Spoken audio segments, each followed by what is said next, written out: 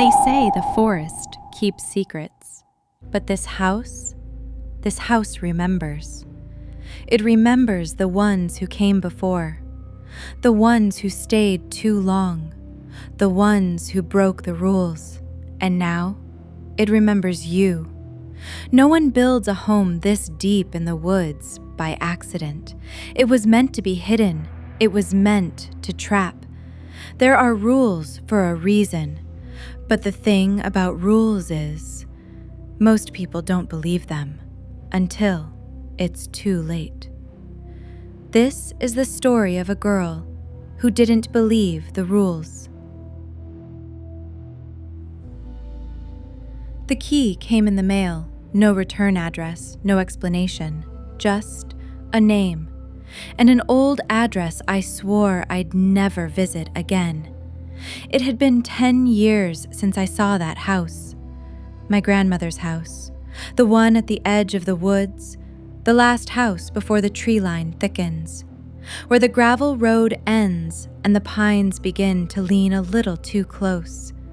You know the one. The place hikers speed up when they pass by, pretending they're just tired, but always walking faster. People say the sun sets a little earlier there, that the fog lingers too long in the mornings, that animals avoid the clearing, but no one talks about it outright. Like it's a superstition they've agreed not to name. I told myself I was only going to look, just to see it once more, but the house looked like it had been waiting. Inside, nothing had changed. Same wooden floors, same faded wallpaper, same silence. Thick, heavy, like it had grown teeth. And on the hallway wall was a framed piece of paper, faded, yellow, still there after all these years. It read, "Rules for the house. 1. Never open the windows after sunset. 2. Do not walk barefoot. 3. Don't turn around if someone calls your name from behind. 4. Never sleep in the master bedroom. 5. Do not speak to the girl in the mirror. 6. Never, ever write your name in the house." I laughed. It sounded too loud, too wrong, like it echoed off walls that didn't quite approve. I told myself I'd leave in the morning, but something about the air felt heavy, like the house was waiting for me to say that. When I tried to start the car, the key slipped from my hand, twice. The engine didn't turn over, just a soft whine, then silence. I checked the forecast, clear skies, but outside clouds were gathering anyway. Not fast, just crawling. A drizzle began, light at first, then the kind of rain that soaks before you notice it's falling. My phone said, "Searching." The signal bar flickered, and the porch light, which hadn't worked in years, buzzed back to life. I stayed. Of course I stayed. But the house had already started to shift. The hallway light flickered once, then again, and didn't come back. My reflection in the glass of the microwave paused, just a second longer than I did. When I opened a cabinet, something inside scraped the wood.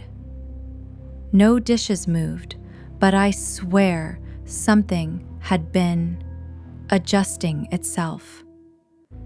The doorknob to the guest room was turned slightly when I passed by, though I hadn't touched it.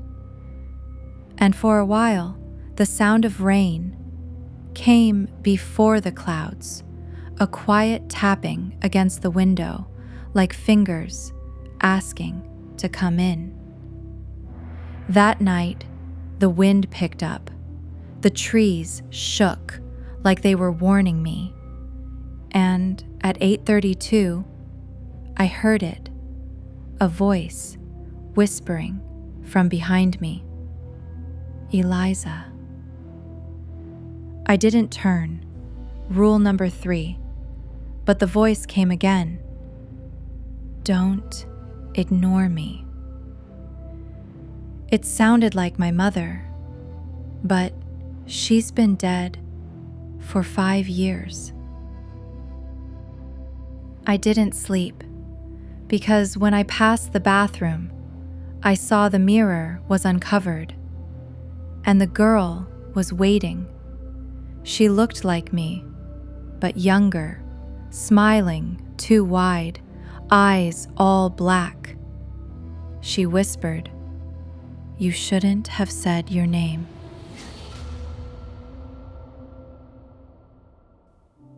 The next morning, the rules had changed. New handwriting, same frame. Rules for the house, updated. 1. Never open the windows after sunset.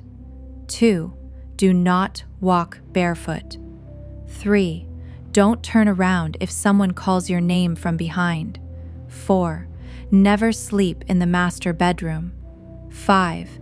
Do not speak to the girl in the mirror. 6. Never write your name in the house. 7. Too late. The front door wouldn't open.